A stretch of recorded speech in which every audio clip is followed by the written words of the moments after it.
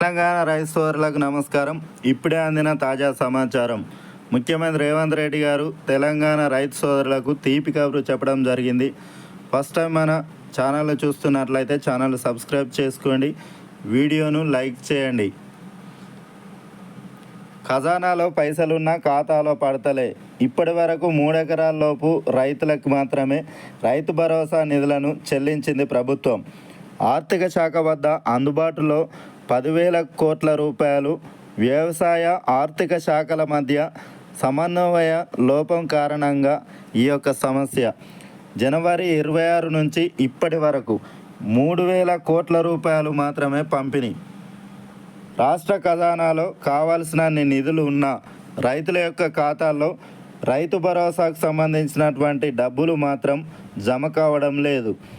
జనవరి 26వ తేదీన నారాయణపేట జిల్లా కోస్గి మండలంలో రైతు భరోసా స్కీమ్ను సీఎం రేవంత్ రెడ్డి అట్టహాసంగా ప్రారంభించడం జరిగింది. ఆ రోజు తొలి విడతగా 577 గ్రామాల్లో ఉన్నటువంటి 9,48,333 ఎకరాలకు గాను 4,41,911 మంది రైతుల యొక్క ఖాతాల్లో 593 కోట్ల రూపాయల నిధులను జమ చేయడం జరిగింది. ఇక వారం 10 రోజుల్లో రాష్ట్రమంతా రైతు భరోసా అందరికీ జమ చేస్తామని రైతులంతా భావించినటువంటి విషయం అందరికీ తెలిసిందే. కానీ గడిచిన నెల రోజుల్లో ఇప్పటి వరకు కేవలం 3 ఎకరాల్లోపు ఉన్నటువంటి రైతులకు మాత్రమే రైతు భరోసా నిధులను జమ చేసింది కాంగ్రెస్ సర్కార్. మిగిలినటువంటి రైతులు తమ యొక్క ఖాతాల్లో రైతు భరోసా డబ్బులు ఎప్పుడు పడతాయా అని ఎదురు చూస్తున్నటువంటి పరిస్థితి తెలంగాణ రాష్ట్రంలో ఏర్పడింది. రైతు భరోసాకు ఇబ్బంది కలగవద్దన్న ఉద్దేశంతో ప్రభుత్వం దాదాపుగా 10,000 కోట్ల రూపాయలను ఖజానాలో అందుబాటులో ఉంచింది. కానీ ఆర్థిక శాఖ, వ్యవసాయ శాఖల మధ్య సమన్వయం లోపించడం వల్ల రైతు భరోసా ఆలస్యం అవుతున్నట్లు తెలిసింది. 2 శాఖల మధ్య సమన్వయ లోపం కారణంగా రైతు భరోసా పథకం కింద ఎకరానికి ఏడాదికి 12,000 రూపాయల చొప్పున పంట పెట్టుబడి సాయం అందించాలని రాష్ట్ర ప్రభుత్వం నిర్ణయం తీసుకుంది. ఇందులో భాగంగా యాసంగి సీజన్కు ఎకరానికి 6,000 రూపాయల చొప్పున జమ చేయాల్సి ఉంది. సుమారు 1,50,00,000 ఎకరాలకు సంబంధించి ఈ యాసంగి సీజన్లో దాదాపుగా 9,000 కోట్ల రూపాయలు రైతుల యొక్క ఖాతాల్లో జమ చేయాల్సి ఉంది. ఆర్బీఐ నిబంధనల ప్రకారం ఆర్థిక శాఖ ప్రతిరోజు 2,000 కోట్ల రూపాయల వరకు నిధులను బదిలీ చేసే అవకాశం ఉంది. ఎకరా, 2 ఎకరాలు, 3 ఎకరాల చొప్పున విడతల వారీగా రైతుల యొక్క ఖాతాల్లో ఈ నిధులను జమ చేయవచ్చు. ఇందుకోసం వ్యవసాయ శాఖ ఎప్పటికప్పుడు రైతుల యొక్క జాబితాను ఆన్లైన్లో ఆర్థిక శాఖకు అప్డేట్ చేయాల్సి ఉంటుంది. అందుకు అనుగుణంగా ఆర్బీఐకి అటు నుంచి రైతుల యొక్క ఖాతాలకు పంట పెట్టుబడి సాయం అందుతుంది. అయితే రైతుల యొక్క వివరాలను ఎప్పటికప్పుడు అప్డేట్ చేసి బిల్లుల రిలీజ్ కోసం ఆర్థిక శాఖకు పంపినట్లు వ్యవసాయ శాఖ అధికారులు చెబుతున్నారు. కానీ ఇప్పటికీ 3 విడతల్లో 3 ఎకరాల వరకు 3,000 కోట్ల రూపాయల దాకా జమ చేసినటువంటి ఆర్థిక శాఖ మిగిలినటువంటి రైతు భరోసాను పక్కన పెట్టింది. కొన్ని టెక్నికల్ సమస్యలు రావడం వల్లే ఈ యొక్క ప్రాసెస్ ఆగిపోయినట్లు ఫైనాన్స్ డిపార్ట్మెంట్ అధికారులు చెబుతున్నారు. మొత్తం మీద 2 శాఖల నడుమ సమన్వయ లోపం వల్ల రైతు భరోసా పడక రైతుల్లో ఆందోళన వ్యక్తమవుతున్నటువంటి పరిస్థితి. దీంతో క్షేత్ర స్థాయిలో పర్యటనల్లో తాము రైతులకు సమాధానం చెప్పలేకపోతున్నామని మంత్రులు, ఎమ్మెల్యేలు, ఇతర కాంగ్రెస్ ప్రజాప్రతినిధులు వాపోతున్నారు. ఇప్పటిదాకా 3,000 కోట్ల రూపాయల సాయాన్ని ప్రకటించింది కాంగ్రెస్ సర్కార్. గడిచినటువంటి నెల రోజుల్లో 3 విడతల్లో 3 ఎకరాల వరకు ఉన్నటువంటి రైతుల యొక్క బ్యాంకు ఖాతాల్లో రైతు భరోసాకు సంబంధించినటువంటి డబ్బులను జమ చేసింది కాంగ్రెస్ సర్కార్. మొదటి విడతలో ఎకరా వరకు ఉన్నటువంటి 17.3 లక్షల మంది రైతులకు చెందినటువంటి 9.29 లక్షల సాగు భూమికి 557.54 కోట్ల రూపాయలను జమ చేసింది కాంగ్రెస్ సర్కార్.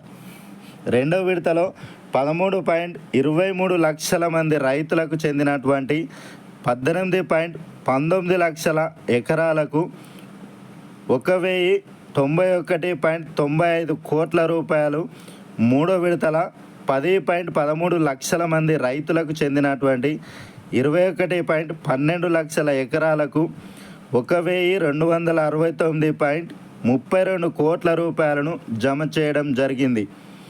ఇప్పటిదాకా మొత్తంగా 3 ఎకరాల లోపు రైతులకు 3,000 కోట్ల రూపాయల దాకా జమ చేసింది సర్కార్.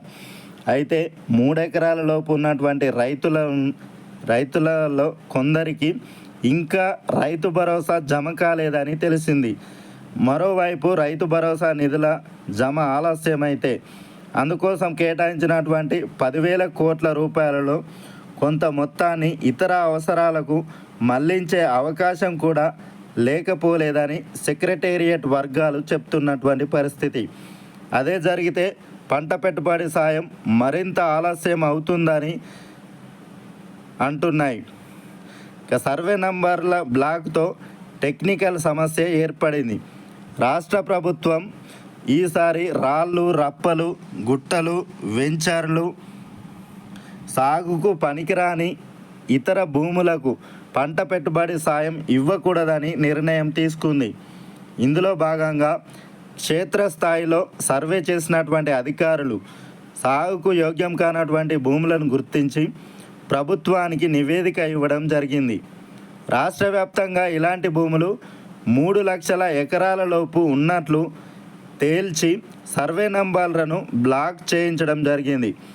ఈ క్రమంలోనే సాగు యోగ్యమైనటువంటి భూములు సైతం బ్లాక్ లిస్టులోకి వెళ్ళినటువంటి పరిస్థితి.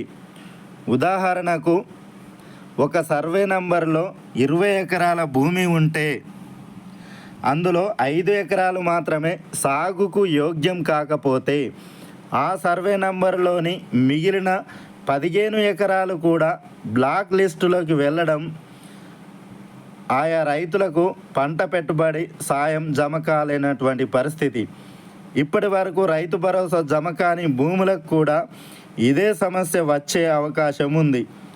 దీంతో అప్రమత్తమైనటువంటి వ్యవసాయ శాఖ, రెవెన్యూ శాఖ సహాయంతో ఈ యొక్క టెక్నికల్ సమస్యను పరిష్కరిస్తోంది ప్రభుత్వం.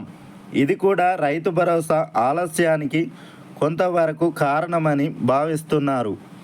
ఏది ఏమైనా ప్రభుత్వం ఆలస్యం చేయకుండా రైతు భరోసాకు సంబంధించినటువంటి నిధులను మిగతా రైతులకు కూడా వెంటనే రిలీజ్ చేసి రైతుల యొక్క ఖాతాల్లో రైతు భరోసాకు సంబంధించినటువంటి నిధులు జమ చేయాలని రైతులు ప్రభుత్వాన్ని కోరుతున్నారు.